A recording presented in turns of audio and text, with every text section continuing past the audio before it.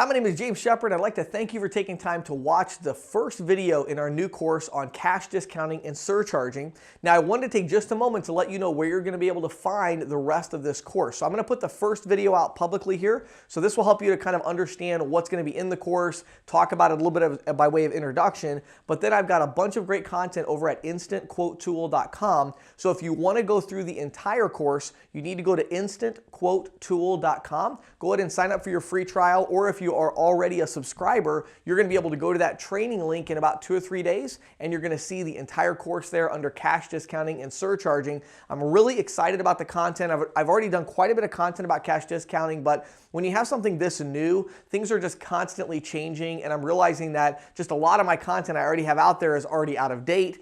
There's other big issues that have come up that haven't been discussed. So I decided to just put it all into one course now that I think things have kind of stabilized a little bit, and we're going to put that at instantquotetool.com. So make sure you go there right now, get your free trial, and then click on the training link so you can watch this entire course. My name is James Shepard. I'd like to welcome you to this course on cash discounting and surcharging. Now, by way of introduction today, I want to talk to you first about interchange fees, how they work, so that you'll understand a little bit more of the idea of why cash discounting and surcharging has become such a hot topic in the payments industry.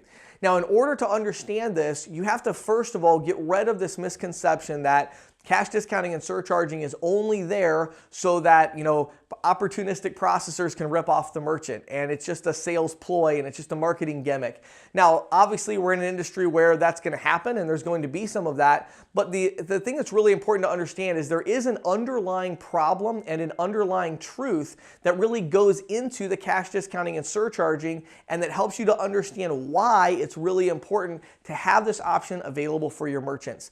So the first thing I want you to understand is the interchange cost by country. The interchange cost by country. It's very important for you to understand that if you go over to the UK, for instance, and you go to the UK and you look at a merchant statement in the UK and you're like, what is the interchange over here in the UK? Well, over in the UK right now, their interchange rates are between 0.3, 0.4%.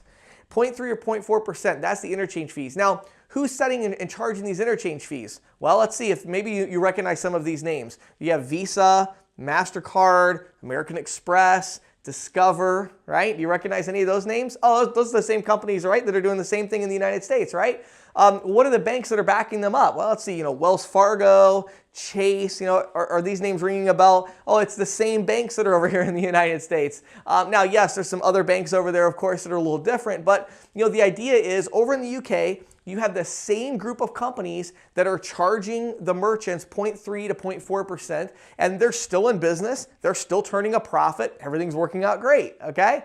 Now, what are US business owners paying? US business owners are paying around 1.7, 1.8% right now. The last study I looked at was 1.74% on average.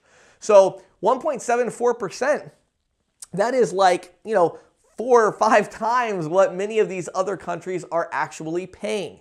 And so no matter where you go in the world, you could go to Australia where it's usually maybe 0.5, 0.6%. You could go around and find these different countries, and what you're going to see is that business owners in the United States are paying significantly higher interchange cost than other business owners are around the world in other countries, and they're paying these interchange costs to the same banks, the same brands are setting the rates and all that. Now, you might ask yourself, why is this happening? Doesn't it make sense? I mean, think about this for a second. If I go to Sam's Club and I buy 50 rolls of toilet paper, okay, my cost per roll is going to be a lot less than if I go right over across the street to Walmart and I buy 4 rolls of the same toilet paper, right? If you buy in bulk, you get a discount, right?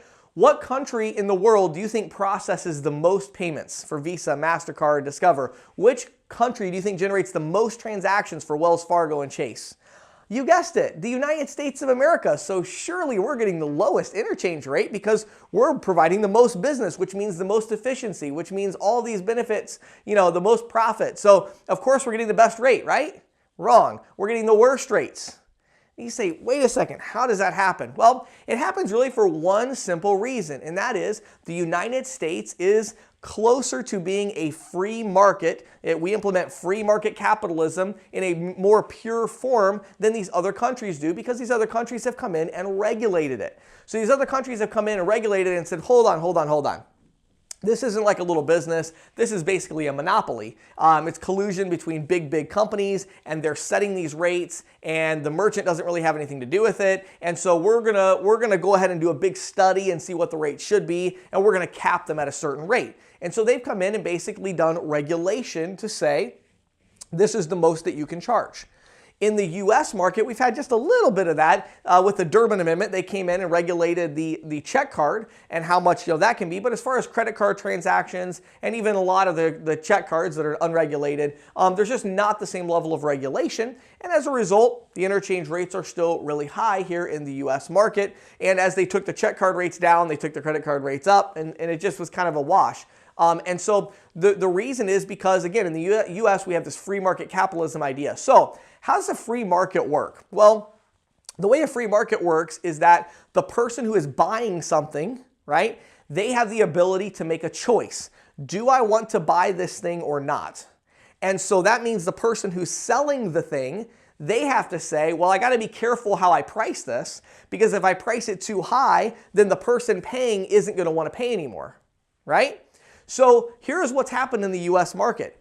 Basically, free market capitalism has done what it always does. It's going to move forward, okay? And what happened is merchants, business owners in the U.S. that pay these interchange fees are finally saying, no, too much, right? Why are we paying 1.7, 1.8, 1.9% interchange when the same companies are serving the same businesses in smaller countries where they're doing less volume, and they're doing it at half the rate, a quarter of the rate, a fifth of the rate that we're paying here? Enough. We're not going to pay it anymore. Okay? So that's what's happening. Small business owners are finally getting to that point where they're saying, okay, fine, the government's not going to regulate it. We applaud that because we're business people, we're capitalists, we don't like regulation. So that's fine, but this is a free market. So we have the power of choice, and we get to say, no, that's too much. So because small business owners have started to say, no, that's too much, they now have a problem on their hands. Because of the fact that there really is kind of almost a monopoly or a collusion that exists between Visa, MasterCard, Discover, and these big banks, a business owner has to accept these forms of payment. I mean, they really don't have a choice in that way, because these companies have gotten so huge, so many consumers have these cards, they can't really put direct pressure by saying, we're not going to accept payments anymore, okay? So what did they have to do? Well, what they did was they said, let's pass the cost of processing on to the consumer. Because see, if a consumer pays me in cash as a business owner, that doesn't cost me anything, right? I don't have to pay anything for that. If somebody pays me with a card, well, that actually is costing me money. So since the real benefit of using this card is going to the consumer, let's pass the cost on to the consumer and let them decide if they believe they're getting enough benefit from this card in order to use it.